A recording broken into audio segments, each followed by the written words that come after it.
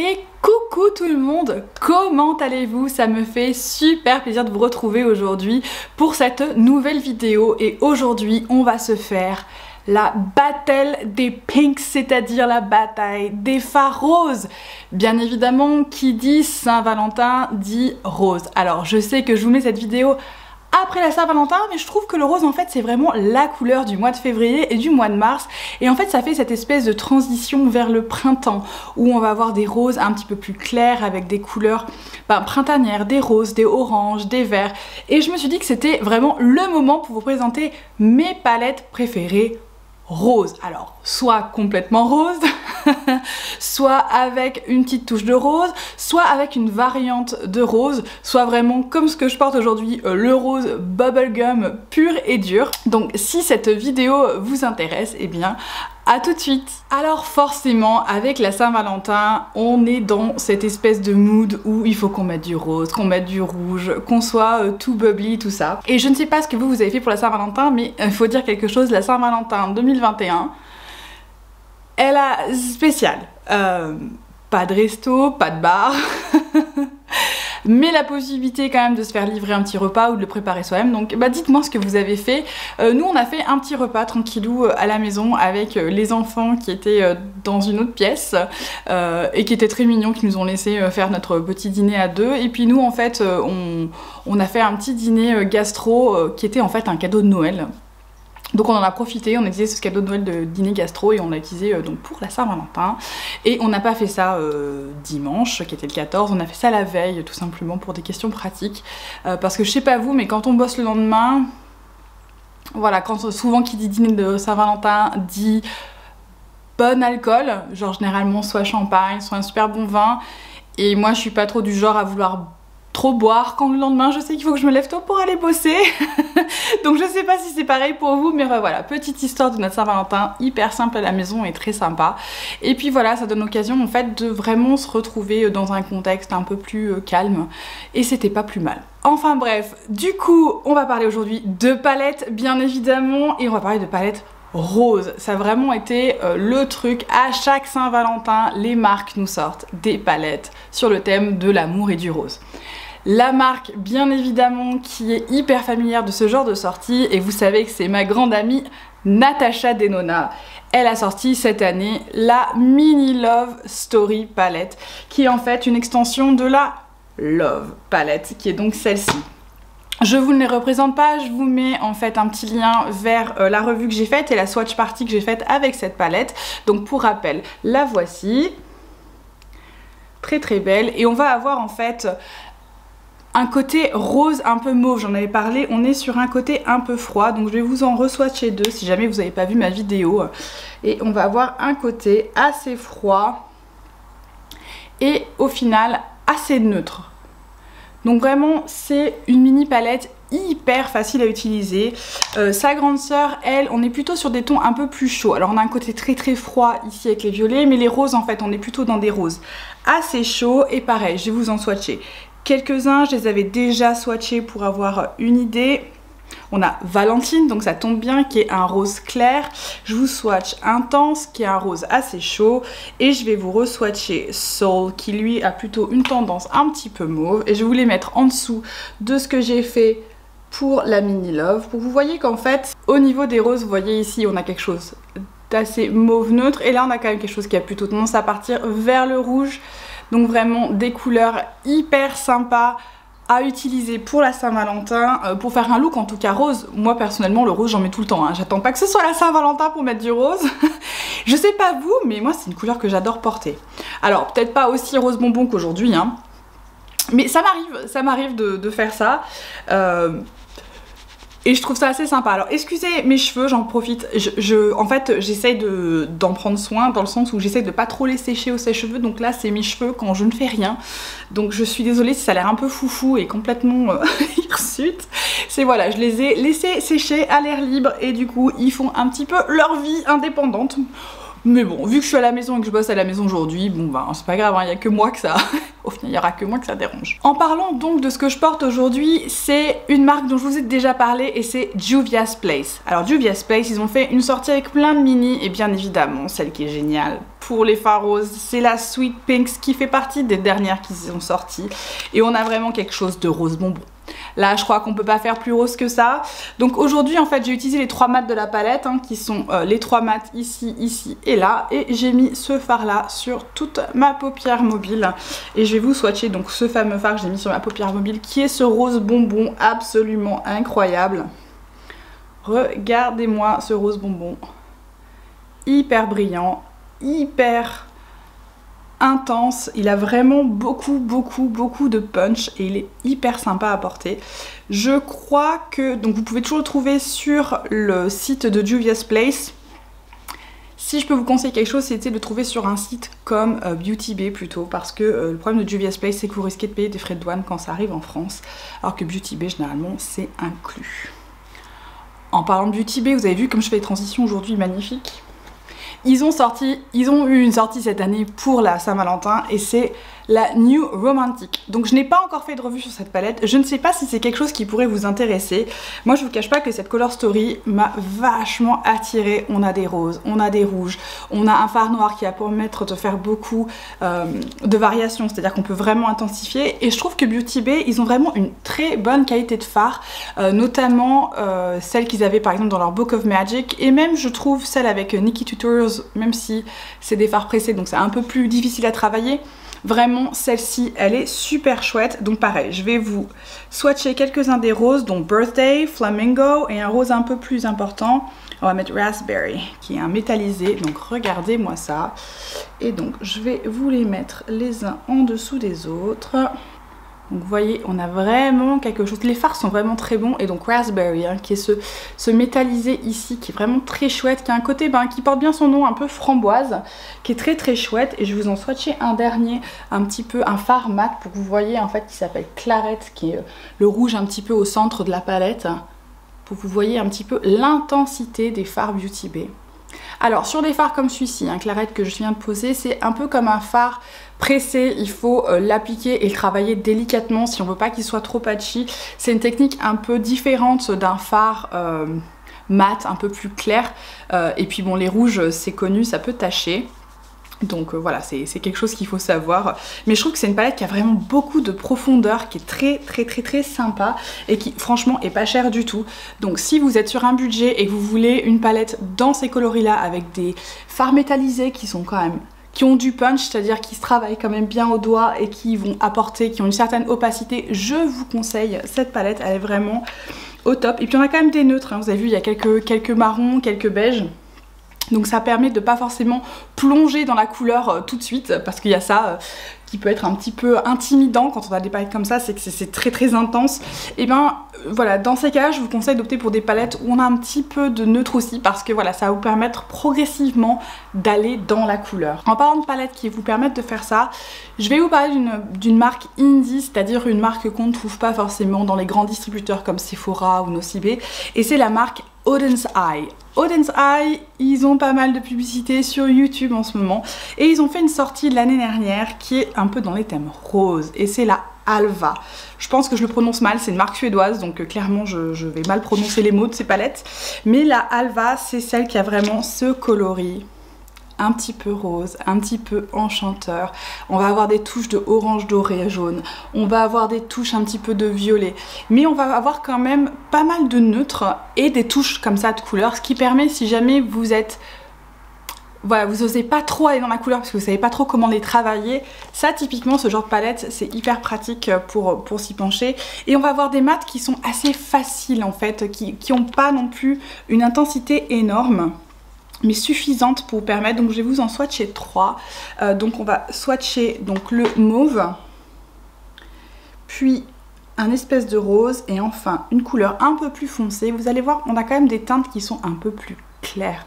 On n'a pas l'intensité qu'on pouvait avoir dans la palette Beauty Bay, mais ça justement ça permet de travailler doucement au niveau des coloris si jamais vous êtes plutôt une fille neutre ou un garçon plutôt neutre et que vous osez pas trop plonger dans la couleur. Et par contre on va avoir des fards métallisés un petit peu duochrome, mais pareil, qui restent assez légers dans un sens et qui vont être juste, mais trop mignons en topper.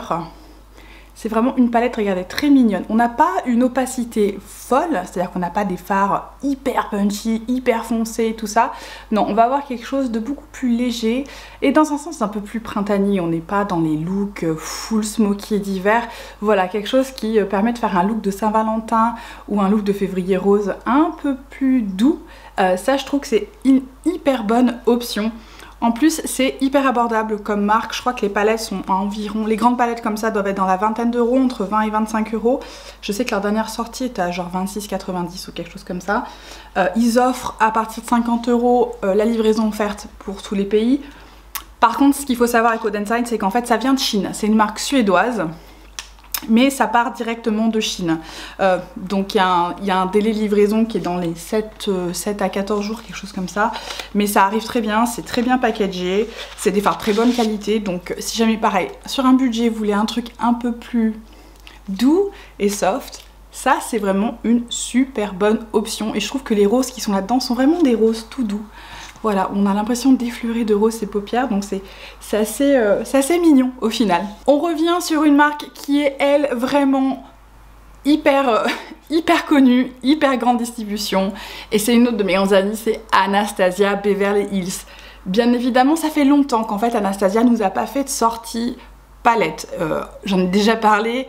Il y a eu une série hallucinante de palettes, genre ils ont dû en sortir 15 en l'espace de 3 mois, bon j'exagère un peu hein, mais quand même ils en ont sorti énormément en très peu de temps et ils ont un petit peu saturé leur propre marché et depuis on n'a pas vu une palette. Et la dernière collaboration qu'ils ont pu faire, et j'en ai déjà parlé, et c'est la palette Barbie par excellence, et c'est bien évidemment la Amrezy.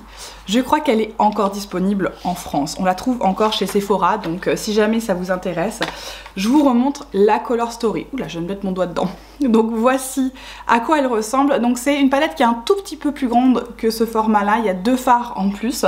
Et vous voyez, on a vraiment ces fards du côté rose ici, et notamment Barbe, je pense, qui est le meilleur fard. Je vais vous swatcher Barbe et Rizzy, qui sont les 2 fards roses de cette palette. Et Barbe, c'est quelque chose, mais j'ai pas de mots pour vous dire ce que c'est Barbe.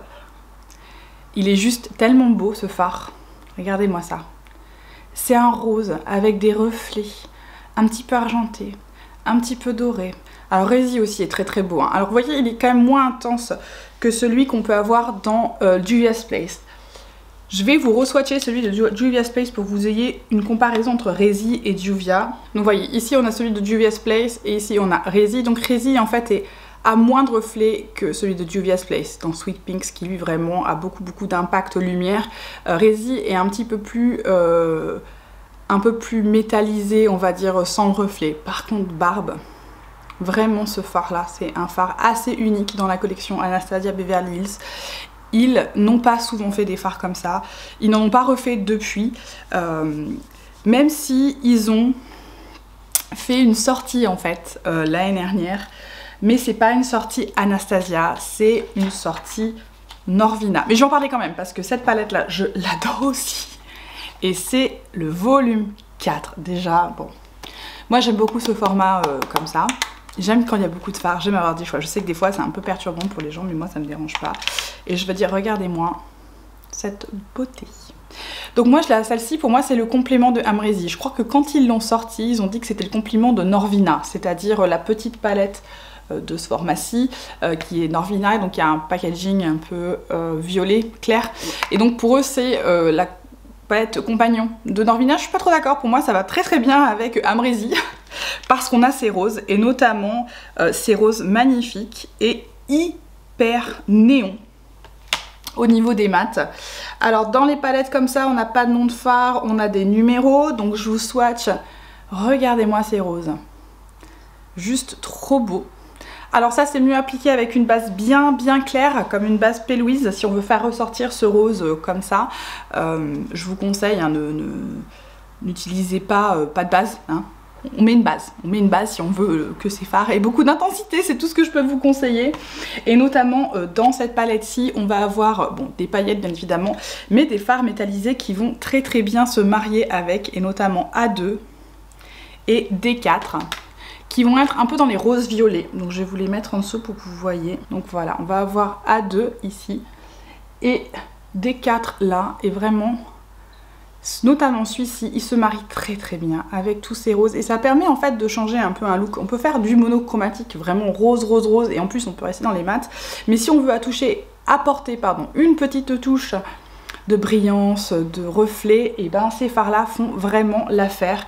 Et honnêtement ils se travaillent hyper bien. C'est, je pense, la palette à laquelle je pense le plus en février. Je sais pas pourquoi, voilà, on arrive à la Saint-Valentin, ça me fait penser aux roses et tout de suite dans ma tête ça s'illumine. Je me dis ah ça y est, c'est le moment de ressortir ma Norvina numéro 4, elle est tellement belle. Et je crois qu'elle est encore dispo. Alors ces palettes là sont un peu plus chères, bien évidemment, que les plus petites parce qu'il y a beaucoup plus de fards. Mais si c'est des Color Story qui vous intéressent, je vous les conseille. Ça a vraiment une très très très bonne qualité.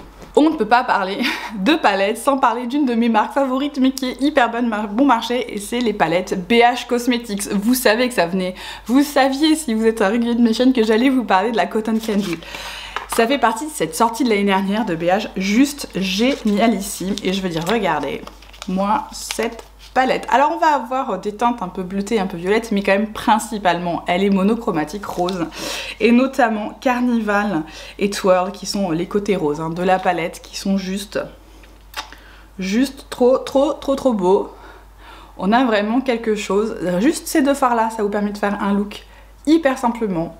Donc bien évidemment un look rose, sinon ça vaut pas le coup, et s'applique vraiment sans difficulté au doigt. On peut mouiller le fard Twirl, donc ce métallisé rose, pour le rendre encore plus intense sans aucune difficulté. Vraiment BH, c'est devenu un petit peu une valeur sûre. Leur dernière sortie, je suis moins fan, mais en tout cas cette sortie là, au top. Ils font la livraison en France, les taxes sont incluses quand on achète, donc pas de surprise quand ça arrive, et puis c'est vraiment une super qualité. On va passer maintenant de l'autre côté du spectre budget. Alors parce que les grandes palettes sont très chères, les plus petites palettes sont plus abordables, mais une sortie qui a été faite l'année dernière dans les alentours de la Saint-Valentin de chez Viseart. Vous savez que j'aime beaucoup cette marque. J'en parle pas souvent parce que je trouve qu'ils s'orientent plutôt vers un public un petit peu plus pro. Viseart, c'est quand même assez cher, et ils ont, on va dire, une manière de faire leur palette qui est vraiment orientée pour les pro make-up artistes. Donc quand ils sont arrivés sur le marché français, enfin quand ils sont arrivés chez Sephora France, quand on a vu le prix des palettes, moi j'ai vu beaucoup de réactions genre mais qu'est-ce que c'est que ces palettes hyper chères? Et en fait vraiment la qualité Viseart, elle est au-dessus. On a des fards qui en fait se marient très bien. Le but c'est de pouvoir superposer les fards et de faire des nouvelles couleurs avec des couleurs existantes. Donc ça c'est vraiment leur truc. Et ils ont fait une petite sortie l'année dernière, je dis petite parce que c'est une petite pro. Donc regardez-moi la taille de cette palette, elle est minuscule. Je vous mets la Nuit Romantique de Beauty Bay à côté. Ah, et celle d'Anastasia, regardez-moi ça comme elle est petite. Mais là-dedans, il y a beaucoup de punch. Je ne sais pas si elle est encore dispo, mais si vous l'avez, pensez-y justement pendant. Regardez-moi ça. C'est le moment ou jamais de sortir cette petite palette. On va avoir vraiment des roses qui se travaillent très bien et surtout en fait qui s'adaptent pas mal aux paupières, pas forcément lisses, si vous voyez ce que je veux dire. Et on va avoir une qualité de fard. Donc on a quelque chose de beaucoup plus léger, c'est-à-dire que le but des fards Viseart, c'était de travailler en superposition. Donc ils n'ont pas une opacité monstre, c'est pas des pigments pressés où il faut appliquer puis ensuite dégrader. Non, non, vraiment le but c'est de pouvoir travailler en fait en superposition. Et on va avoir à cet effet des petits fards qui sont hyper mignons. Là-dedans on a des fards un petit peu pêche qui apportent une toute autre dimension au rose. On va avoir quelque chose qui est... Je sais pas comment dire, regardez. Vous voyez? Donc là, on a vraiment du rose bonbon, mais là, on a un côté un peu plus pêche corail, et on a cette espèce de duochrome ici, qui est vraiment très subtil, qui peut s'utiliser sur la carte sourcilière ou juste en petite touche dans le coin interne. On va dire que les fards Viseart, ça vous donne ce côté un petit peu sophistiqué. Ça donne une approche à la couleur qui est quand même beaucoup plus soft et beaucoup plus mature que par exemple la palette d'Anastasia qui elle envoie du bois en termes de en termes d'intensité, tout ça, qui a plutôt un côté un peu fun, un peu jeune. Et je dis pas ça de manière péjorative, je dis ça parce que je suis le public numéro 1 pour des palettes comme Viseart, où vraiment justement quand on est dans des circuits par exemple professionnels ou avec des gens d'un certain âge, c'est pas toujours hyper bien vu, et vous me direz peut-être si je me trompe, mais c'est pas toujours très bien vu quand on arrive avec des yeux très très colorés. Moi ça me pose aucun problème, je le fais tout le temps, mes collègues ont l'habitude, mais c'est quelque chose que j'ai remarqué, il y a certains milieux pro où un look un petit peu plus sage est recommandé. Et typiquement Viseart c'est ça, c'est de la couleur mais version sage. Et vous le savez très bien, je ne peux pas faire une vidéo palette sans parler de Pat. C'est pas possible. Pat McGrath, c'est une marque qui fait partie intégrante de ma collection. Je pense que ça fait partie de mes marques préférées. Je vous ai déjà fait un classement de toutes mes palettes et c'était vraiment un déchirement parce que vraiment la qualité de ces fards est nettement au-dessus. On a quelque chose de vraiment spécial, on a des textures, on a des coloris, on a des finis qui sont vraiment assez uniques. Et bien évidemment, Pat a fait des palettes roses. Bien évidemment, ça fait partie de ces couleurs qu'elle sort assez fréquemment, notamment je trouve dans ses dernières sorties, elle est un petit peu sur une vague rose. Voilà, toutes ses dernières sorties sont roses. Après, ça fait aussi un petit peu partie de son esthétique. Elle a, on va dire, des courants. Donc au début, c'était très éditorial, c'était très coloré. C'est les 3 premières Mothership. Et puis après, elle a commencé à partir dans le monochromatique et avec, on va dire, des thèmes bien spécifiques par collection. Donc il faut adhérer à ça parce que c'est vrai que toutes ces dernières sorties, encore une fois, sont quand même relativement roses. On a eu 2 Mothership Divine Rose, la 1 puis la 2.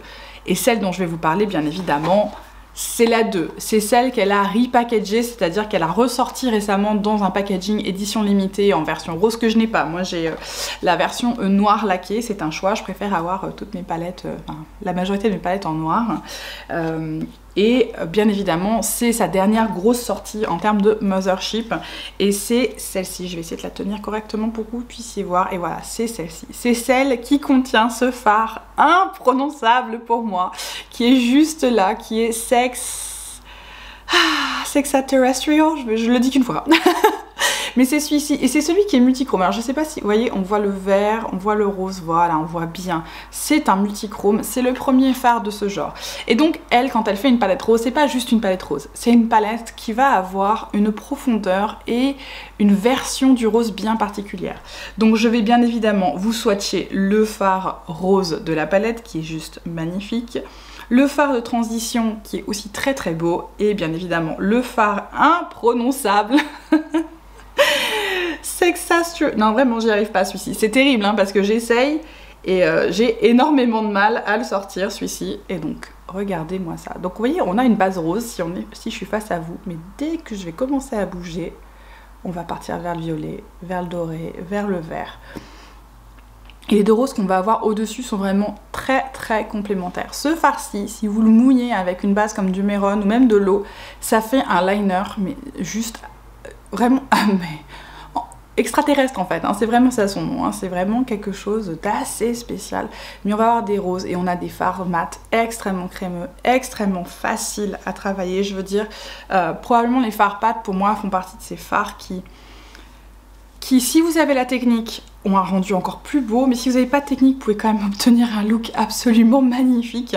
Après, c'est un budget extrêmement conséquent, mais si vous voulez une palette rose avec ce petit truc en plus, je vous conseille bien évidemment la Love numéro 2. Elle est beaucoup plus chaude que la Divine Rose, j'ai dit la Love, la Divine Rose, pardon, numéro 1, qui a un ton beaucoup plus froid, beaucoup plus mauve. Celle-ci, elle est vraiment très rose. Et en complément de cette sortie, Pat nous a fait une petite sortie pour cette Saint-Valentin, encore une fois. Elle a sorti un quad, et c'est le quad en Eternal Eden. Donc vous voyez, on a vraiment le même art, on va dire, on est dans la continuité de l'art qu'on peut avoir avec la grande, avec cette magnifique rose. Et c'est vraiment un quad hyper monochromatique. Je ne vous cache pas que j'ai hésité avant de prendre ce quad, parce que dans ma tête, je me suis dit, encore du rose. Et en même temps, je me suis dit, j'adore le rose. Et donc, c'était un petit peu l'ange et le démon qui se battaient. Bon, bah voilà le quad, je vous laisse deviner qui a gagné. Et on va avoir quelque chose de extrêmement monochromatique. Donc, je ne sais pas si une revue vous intéresse sur ce petit quad, parce que bon, le quad, on n'a pas énormément de couleurs, on n'en a que 4. Mais je vais vous swatcher les 4 fards pour que vous puissiez voir ce qu'on a à disposition. Et en fait, ce quad est beaucoup plus mauve qu'il n'est rose. Donc je vais vous le swatcher sur ma main, encore une fois. Voilà, c'est juste un doigt, hein. Je n'ai rien rajouté, je n'ai pas travaillé, mais regardez-moi ça. On a vraiment quelque chose, donc on va avoir un premier fard ici qui fonctionne un petit peu comme un highlighter interne qui peut être mis sur toute la paupière. On a bien évidemment ce rose mat qui est juste magnifique. On va avoir, en fait, je voyais cette teinte qui a l'air mauve sur moi, et ben dans le quad c'est cette couleur là, qui a pas l'air si foncé que ça dans le quad. C'est ça qui est hyper étonnant avec ce quad, c'est qu'en fait je me suis rendu compte en swatchant quand elle est arrivée que cette teinte-là était beaucoup plus foncée que ce à quoi je m'attendais. Oups, je me suis mis du rose à côté, vous voyez, hein, c'est très pigmenté, regardez-moi ça en touchant. Et on a enfin ce dernier fard qui est un fard métallisé, regardez-moi ça, qui a des reflets un peu violets. Donc on a en fait une version du rose, parce qu'en fait le seul mat à disposition c'est quand même un vrai rose. Donc en tout cas un mat rose à disposition c'est celui-ci, et il est rose, rose, rose. L'autre mat en fait, qui a l'air rose dans le quad, en fait est vraiment mauve, un peu marron. Donc on a vraiment une version assez particulière et qui, encore une fois, un peu différente. On n'a pas ce genre de transition dans ces autres quads, et on va dire que c'est un doux mélange entre la Divine Rose 1 et la Divine Rose 2. Donc si vous n'avez pas le budget pour ces palettes là et que vous voulez, voilà, c'était ça qui vous intéressait dans ces palettes, je trouve que le quad c'est une très bonne option. Il n'est pas encore disponible sur Sephora France, mais je pense qu'il arrivera. Il faut faire preuve de patience parce que souvent on est un petit peu les derniers servis, c'est-à-dire que ça sort aux États-Unis et il faut un mois et demi, peut-être même 2 mois pour que ça arrive en France, si ça arrive, parce que ça n'arrive pas forcément. J'ai cru comprendre que ce quad faisait partie de sa collection permanente, donc il va arriver. Est-ce qu'il arrivera chez Sephora France? Je ne sais pas. Vous pouvez l'acheter sur le site de Pat McGrath. Je crois qu'on peut trouver des coupons pour l'avoir avec 10% en moins par exemple. Donc voilà, encore une fois, si c'est quelque chose qui vous intéresse, il est actuellement disponible. Et c'était tout pour aujourd'hui, cette superbe bataille de roses où on a vu un petit peu tout ce qui... Regardez mes doigts. Alors par contre, souvent les pigments roses et les pigments rouges, ça tâche. Donc ne soyez pas surpris si jamais vous faites un look et le lendemain vos yeux sont un petit peu rouges, ça arrive notamment avec les pigments pressés. Donc voilà, moi je le sais, je vous le dis, parce que j'ai vu, oui ça peut tacher ce type de pigment, c'est pour ça qu'une base c'est important. Mais en attendant, voilà tous les roses que je peux avoir dans ma collection. J'en ai quelques-uns qui sont dispatchés dans quelques palettes, mais en tout cas mes palettes à thème rose, vous les avez vues. Je ne les classerai pas parce que c'est trop différent pour moi. J'ai vraiment, chacune m'apporte quelque chose. En tout cas, j'espère que vous, ça vous a permis de vous faire un petit peu une idée potentiellement d'une de ces palettes. S'il y avait un rose en particulier qui vous intéresserait ou une palette, n'hésitez pas à me le dire. Et surtout, qu'est-ce que vous avez utilisé pour la Saint-Valentin et pour ce mois de février? N'hésitez pas à me laisser ça en commentaire, voilà, qu'on puisse en discuter, ce serait vraiment top. Dans tous les cas, si cette vidéo vous a plu, laissez-lui un petit pouce, bon malheureusement bleu, ils sont pas roses les pouces pour l'instant sur YouTube. Si ce n'est pas fait, bien évidemment, abonnez-vous, ça me ferait extrêmement plaisir que vous soyez avec moi. Et dans tous les cas, je vous souhaite à tous une excellente journée et une très bonne soirée. Ciao ciao!